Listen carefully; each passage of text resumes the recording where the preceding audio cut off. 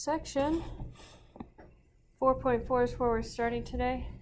This is talking about trigonometric functions of any angle. So if we have this angle drawn here. This is our angle theta. And this angle theta has a point xy right here on the terminal side. So it starts here at the x-axis and goes to this point right here. That point right there is xy. Our definitions for sine, cosine, and tangent is going to be y over r. R is the distance that xy is from the origin. So y over r. Cosine theta is x over r. Tangent theta is y over x when x is not equal to 0. Then cosecant is r over y. Secant is r over x. And cotangent is x over y. Here again, when the denominators are non-zero. This comes from, if you look at this as dropping this line down here, you have a right triangle right here. And this distance out here would be the x, and this distance up would be the y, and then this distance over here would be r. And you're looking here at this angle right there, which we're going to call theta prime, but I'll talk about that in a little bit. It's going to have a special name for it. But that's what you're kind of thinking about looking at that as. You're dropping this triangle down to your x-axis to think about this angle. And that gives you the angles. If this had been in your first quadrant, if you had had something like this, and this was theta right here, and this is our point xy right here, then this would be r, this would be y, this would be x, and it would look just like our formulas that we have so far. But now what happens in the second quadrant? And we're going to actually be seeing why this works today. But keep in mind, the same formula works if you're in the first quadrant, the second, the third, or the fourth. You just draw your triangle up to your x-axis, and then that gives you your angle to find your sine, cosine, and tangent values from.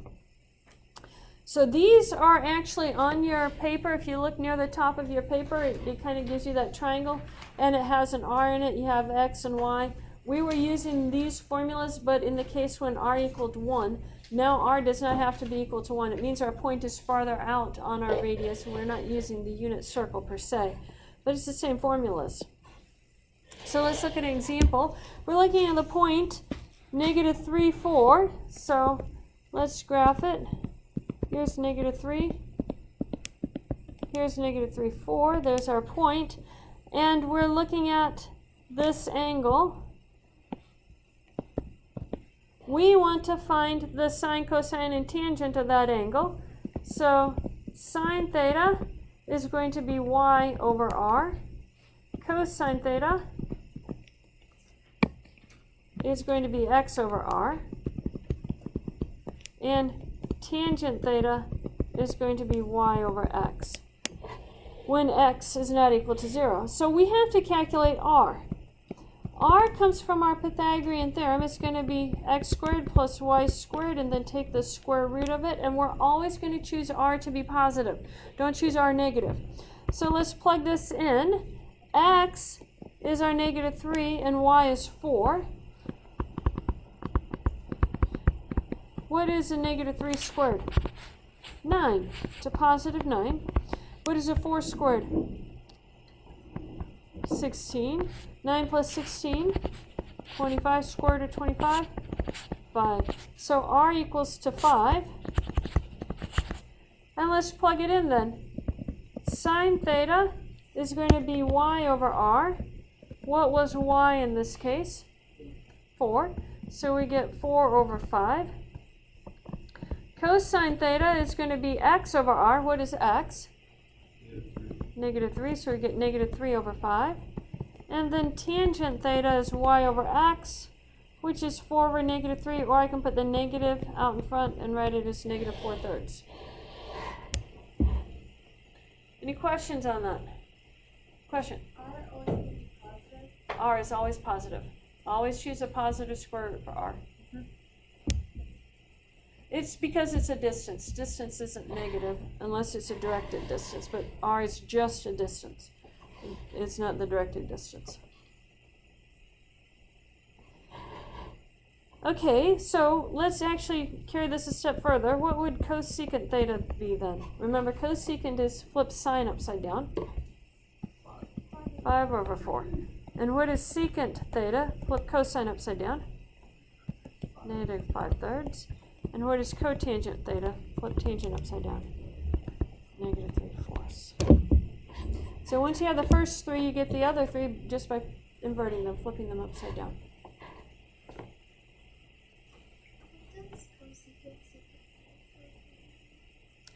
They literally mean 1 over. So cosecant theta, the co is, we call them co-functions. They're functions that are related to the other functions. So cosecant is related to sine function in that it's 1 over sine. Secant, it doesn't have the co on it, but the cosine has the co with it. So that secant theta is 1 over cosine. And then cotangent theta is 1 over tangent. Don't ask me why they chose to name them that way. I have no idea. When you're talking about the history of mathematics, the trig functions are relatively early in the history of mathematics. You see some use of trig in some of the early Asian mathematics in their calculations.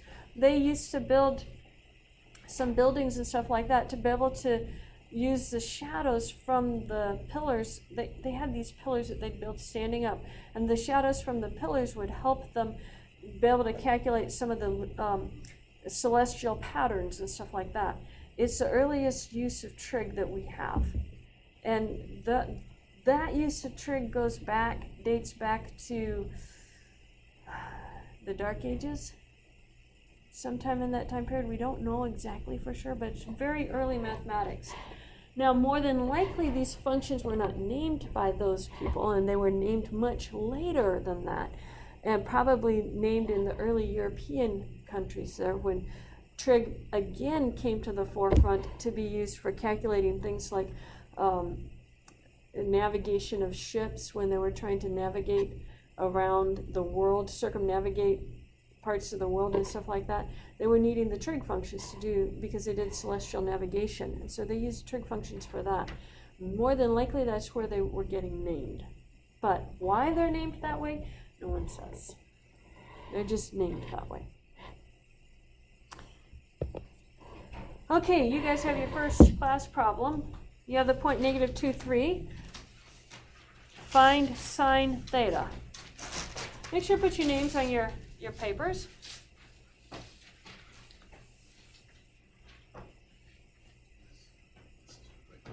Yeah, this is for the quiz. I call them classwork just because I can't remember which classes are called quizzes in and which classes they aren't called quizzes in. So.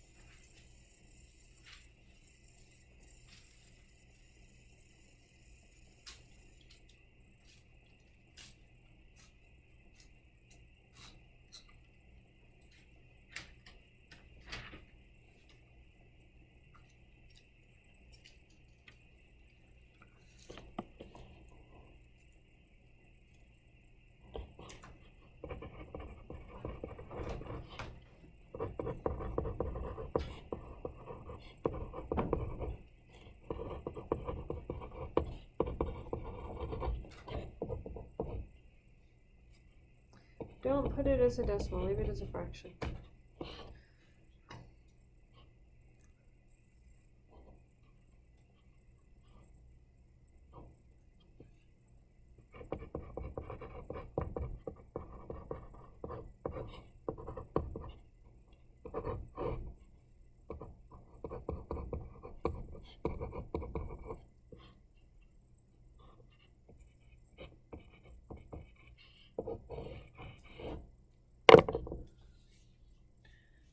put it on the previous page or previous slide you guys did?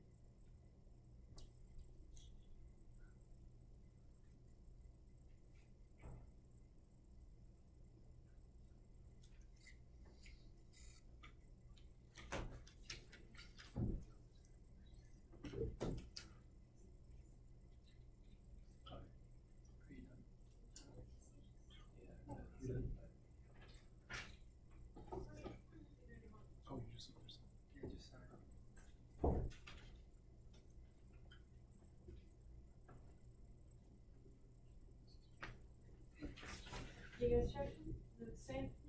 All right, I think I saw the correct answer on everybody's paper.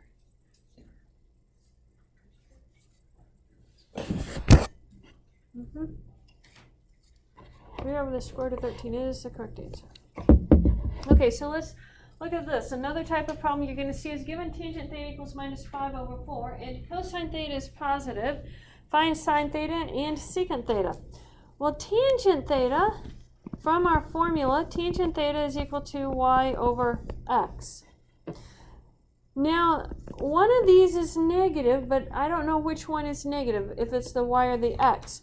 So let's look and see. Cosine theta is equal to x over r. I know r is always positive, and I'm told that cosine theta is positive. So what does that tell you about x? Can x be negative, or does it have to be positive? It has to be positive, otherwise cosine would be negative. So if I know x is positive, then going back up to this first one, that minus sign then has to go with the y. X has to be positive, which means the minus sign goes with the y. And so I have y is equal to negative 5, x is equal to 4, and I have to calculate r. Question. Okay, x has to be positive because I know cosine is positive, and cosine is x over r. R is positive. So think about it. If you do division and you want to answer this positive, both of your values have to be either both negative or both positive to be able to get your answer positive. I know r is positive, so that forces x to be positive so that cosine is positive.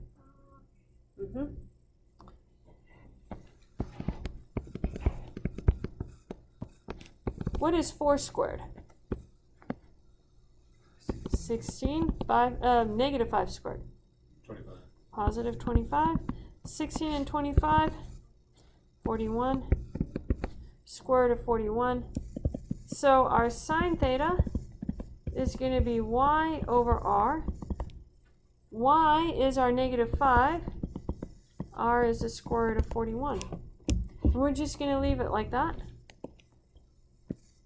Secant theta is going to be 1 over cosine. Cosine theta is x over r, so flip that upside down and you have r over x. So we get secant theta is going to be equal to square root 41 divided by x was 4. There's our secant, and there's our sine. Okay, so the same formula is happening here. They just give you the information in a different way. Are there any questions on that? Okay. You guys get to do one. You have sine theta equals to 4 over 5. Tangent theta is negative. Find cosine theta.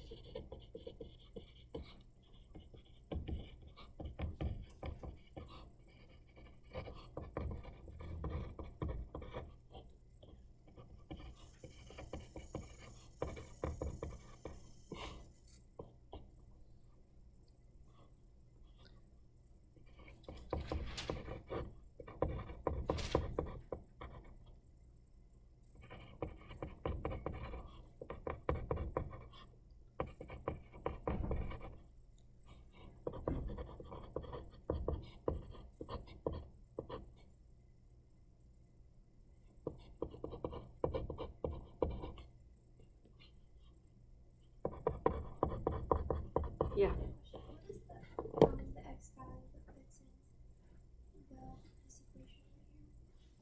So you need a plus sign in between that. And it's squared. You just write it as x squared because we don't know what it is. Oh, okay, so But you know what r is. Because sine is y over r. So you know that's 5, and that's 4. So square both sides, solve it for x.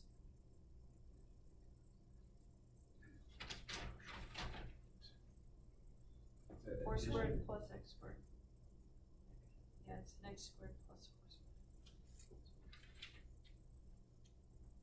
And then what is 4 squared?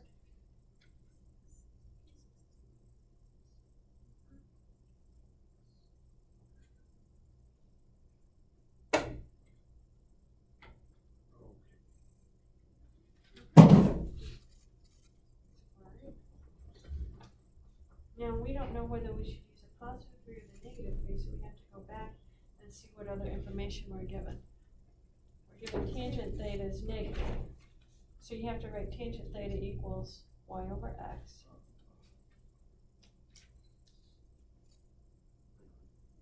And you know that's negative. You know the y is positive, so you know that's positive. So what does that tell you? X has to be positive or negative? Negative. So that means you have to choose a negative. So this would be that. And now you can then calculate your cosine theta. Oh, it's cosine. Yep. What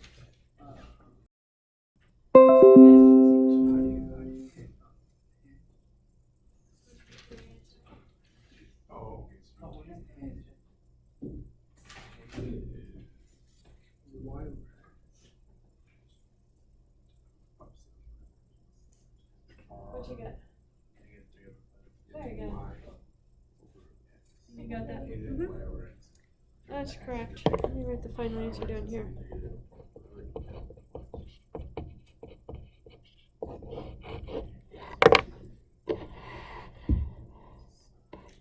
You're trying to figure out. I thought you guys got the same answer.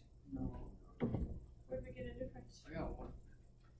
Okay, so I don't know how to do it. we square. Oh, it's right here. You can't do square root through it. You actually have to square both sides. So right here, this part is correct. But this is not right. So to solve this right here, you're gonna square both sides. What's 5 squared? 25 equals x squared plus 16. 4 squared is 16. Oh, In other words, this square cancels with that square root, and you just copy that down. Subtract your 16 over.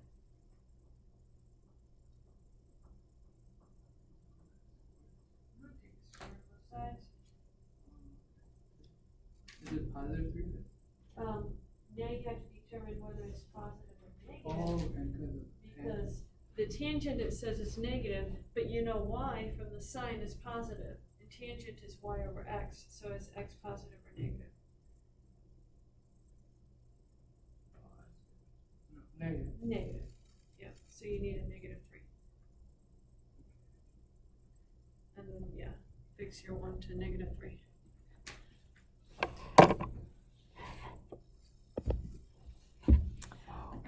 Okay, so now let's look at, evaluate the cosine and tangent functions at the 4 quadrant angles, 0, pi over 2, pi, and 3 pi over 2.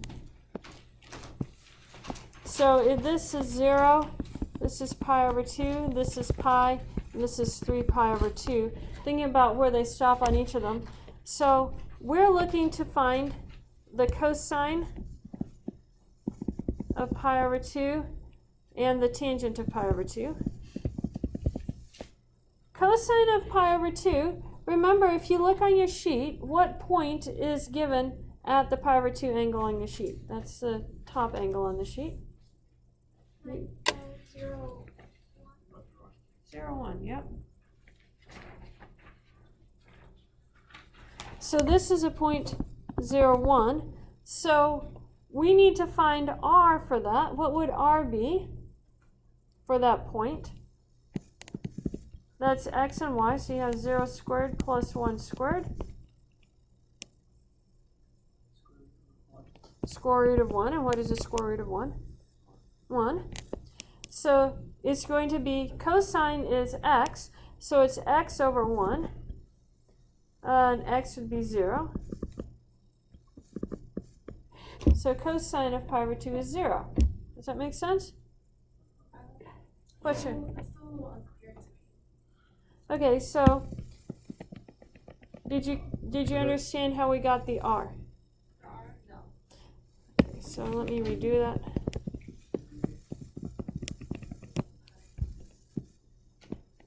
X squared plus y squared, and this is x and this is y. So you get a 0 squared. Oh, I see it. I got the 0 to 1. Yeah. 0 and 1 up there. Yeah, you need that. And so then cosine of pi over 2 is going to be 0. Tangent of pi over 2 is going to be y over x. Y is 1, x is 0, but that's undefined. Some of these can be undefined. That's okay. Let's look at cosine of pi. What is a point at pi on that unit circle? Negative 1, 0. So r is still going to be 1 because you have a negative 1 squared plus 0 squared. So cosine is x over r. So that's negative 1 over 1 or a negative 1. Tangent pi is y over x, so 0 over negative 1. What is 0 divided by negative 1? 0. Cosine of 3 pi over 2.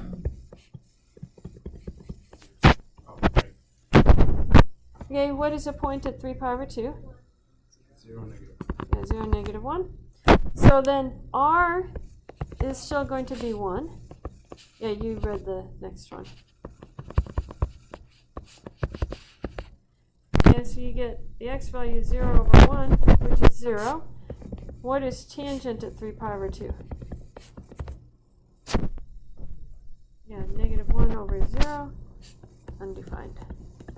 What about the 0? Which 0? Like we did pi over 2 pi and then 3 pi over 2 in the directions. Oh, yeah, I'll do 0. 0 and 2 pi are the same angle. What is, yeah? Is it undefined because that middle, how does that middle line relate to? You can't divide by 0, that's why it's undefined. I guess I was the graph. Oh, as far as in the graph? Picture. I'm going to show you the graph of the tangent function in a couple class periods, and you'll see vertical lines. It'll look kind of like a cubic function almost. Okay. Yeah.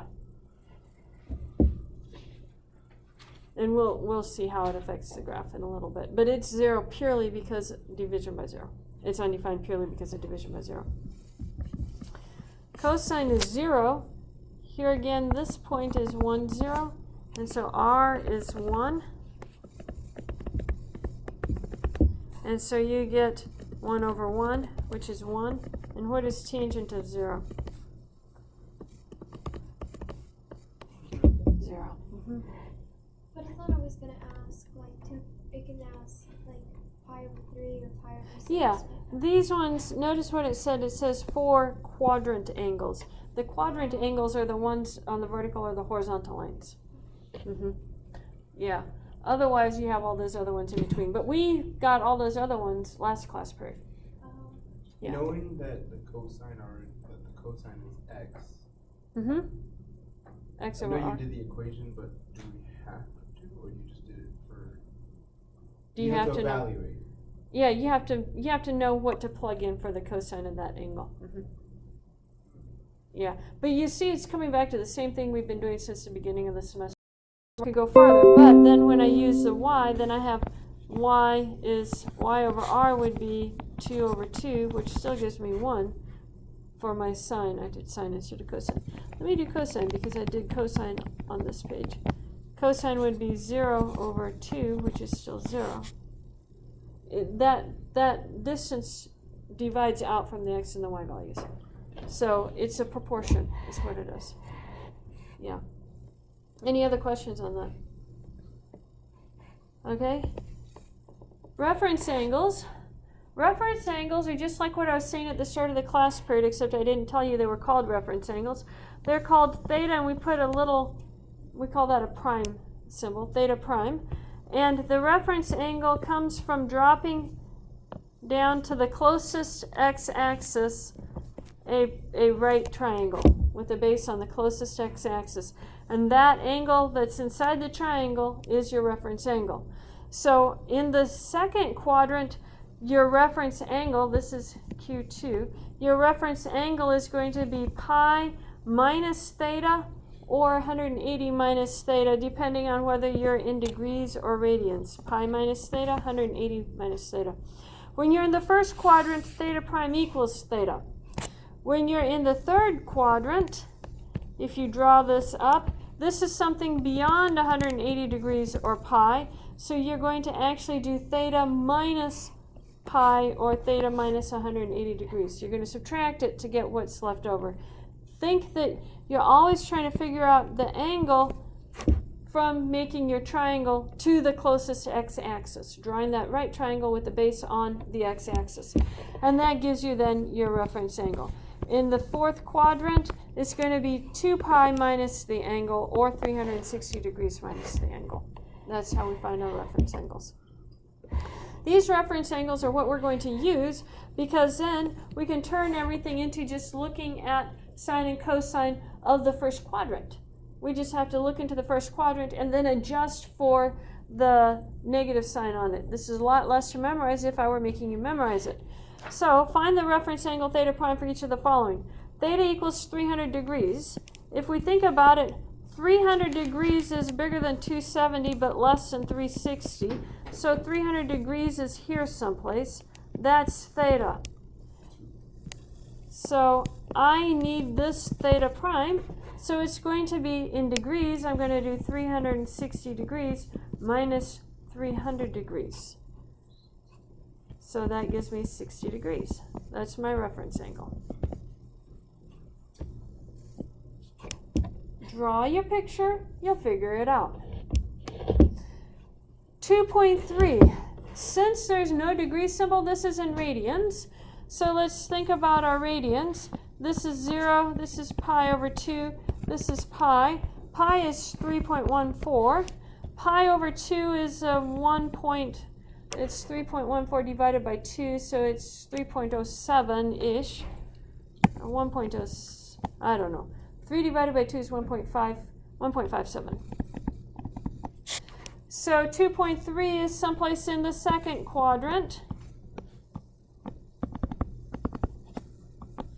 So what is theta prime? What is 2.3? Is that Yeah. Or I can look it up, I suppose.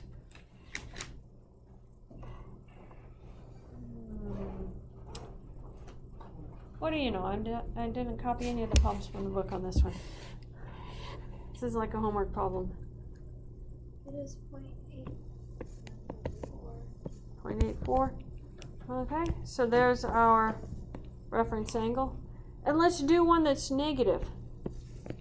Now, this is in degrees, and it's a negative 135 degrees, so this is 0. This is a negative 90 degrees. This is a negative 180 degrees. So that means this guy is over here in this quadrant. I want to find this angle right there. How do I find that angle right there? And I want it to be positive. If I do 180 minus 135, it might work actually, because the 135 would be up here. And then if you did 180 minus that gives you the angle right there. So yeah, you can do it on either side. So I could do 180 minus 135. That's going to be the difference of it. You just made them both positive and then subtracted. Or you could add 2 pi to 135 to figure out what that, well, how about 360 to 135 to figure out what that angle is and then find the reference angle that way. You can do it either way. 180 minus 135. 45. Okay, so you guys have one. Find the reference angle theta prime if theta equals 4 pi over 5. Go back a couple one slide. Yeah, that one. Okay. Did everybody get it down? It's 4 pi over 5. So you're in quadrant 2. And quadrant 2 says do pi minus theta.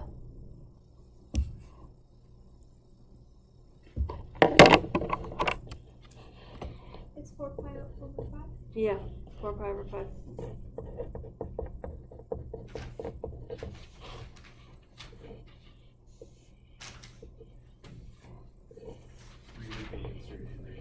Yeah. I'll leave it as a fraction too.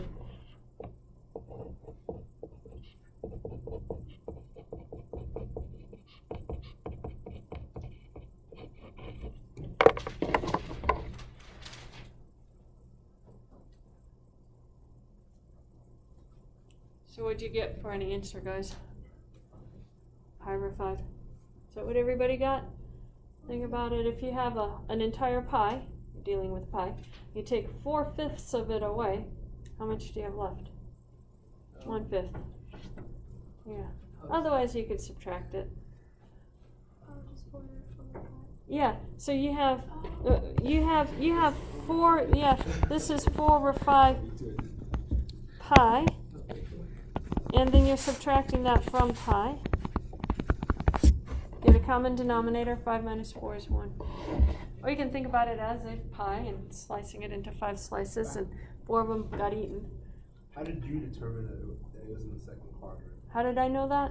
Yeah. Because I know that pi over 2 is the middle right here, and I know that this is pi right here. So I stuck this into multiples of 5. That would be a 5 pi over 5.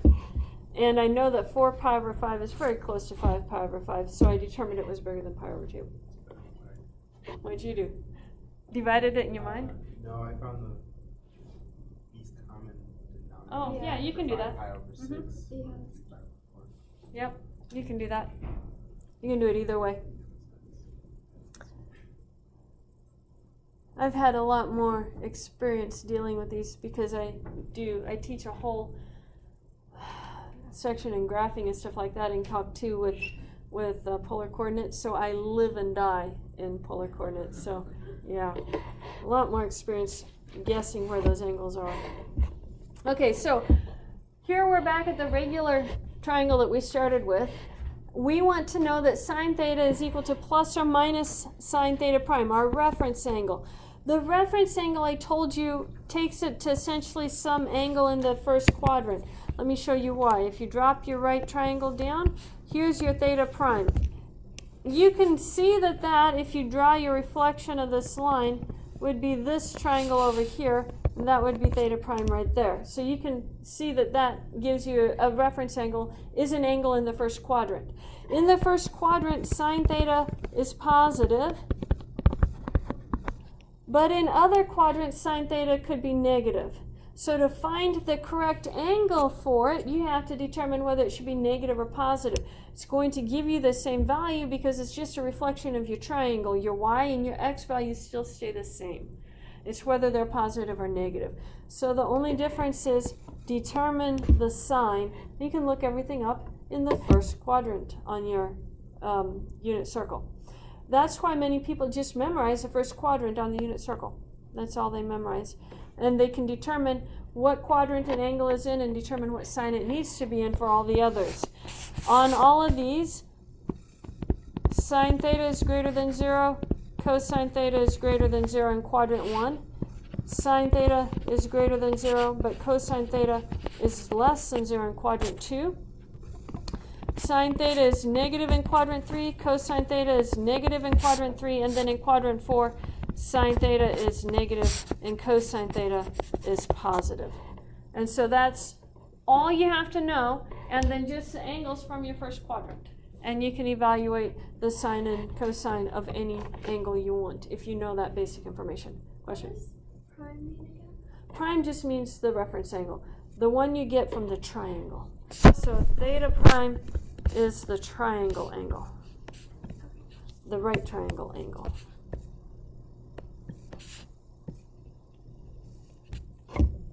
Make it into a right triangle, that's the angle you're going to use. So if you're going to evaluate functions of any angle, you're going to determine the value of the reference angle and then look it up in the first quadrant of your unit circle, assuming that was the only information you had. And they kept this information because a long time ago when they were setting up trig functions and stuff like that, they used slide rules to calculate these. You choose appropriate sign. This is a typical example of a chart that they would give you for just the first quadrant. Those are 0, pi over 6, pi over 4, pi over 3, pi over 2, and then pi and 3 pi over 2 are your two quadrant angles that are not referenced in that first quadrant.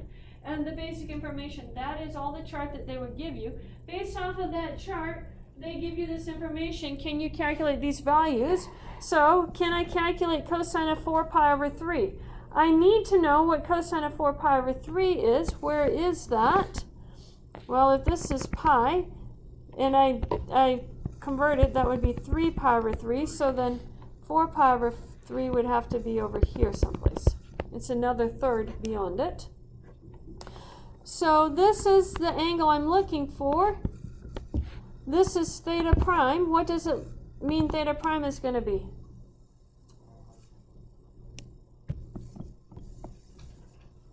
Pi, 4 pi over 3 minus pi. Pi over 3, right? 4 pi over 3 minus pi gives you pi over 3. What is cosine of pi over 3 according to our table? 1/2. Now I have to determine whether it's positive or negative. Remember that chart I gave you is cosine negative, negative. Because cosine's in the third quadrant. You can think about it. X is negative on the second and third quadrant, so that's where cosine's negative. That's where that's coming from. And the rest of these are going to be just like that. You're going to do it exactly the same way. Let's go ahead and look at the cosecant. The cosecant is 1 over sine. So I'm dividing these by 4. 11 pi over 4 is close to 12 pi over 4. So let's see if we can figure out 12 pi over 4 looks to be, 4 goes into 12 3 times, so that's 3 pi. So if this is 0, this is pi, this would be 2 pi, and then I'm back around to 3 pi. So the 11 pi over 4 is going to be someplace up here, but you have to go around and then end up at it. So here again, if I drop down, the theta prime is going to be what? It's the difference between 11 pi over 4 and 12 pi over 4. Yeah, pi over 4. Yeah, so this becomes 1 over sine of pi over 4. And in the second quadrant, sine is positive because the y values are positive, so I put a plus right there. And then look up here. What is sine of pi over 4? Square root 2 over 2. So I get 1 over square root 2 over 2, or that's 2 over the square root of 2. Unless Rubinstein's making you do that, I'm not going to do it. I'll never do that. Again, I taught you how. You know how to do it. So we're just leaving it at that. Yeah. This is the last example, and then we'll be done. And we'll just do the first one, cosine. Let theta be the angle in quadrant 2 such that sine theta is equal to 1/3. So this is over here someplace. And I know that sine theta is equal to 1/3. Find the following by using trigonometric identities. So cosine squared theta plus sine squared theta is equal to 1, right? And we did this last time. We have sine theta is 1/3, so I have cosine squared theta plus 1/3 squared. What is 1/3 squared? 1/9. So subtract our 1 over 9. And we have cosine squared theta is equal to 8 over 9. So then cosine theta has to be, yeah, and I need to know whether it's positive or negative. I was told it's in quadrant 2. Is cosine positive or negative in quadrant 2? Negative. So choose negative. So cosine theta is going to be negative square root of 8 over 9. And you could simplify that if you want, but I'm not going to make you do that. Okay, we are done for today. Quadrant 3 and 4 are negative. For cosine. Yeah, think of where your x is negative. And And y is sine. Y is positive up above and negative below. So yeah, that's all you're doing.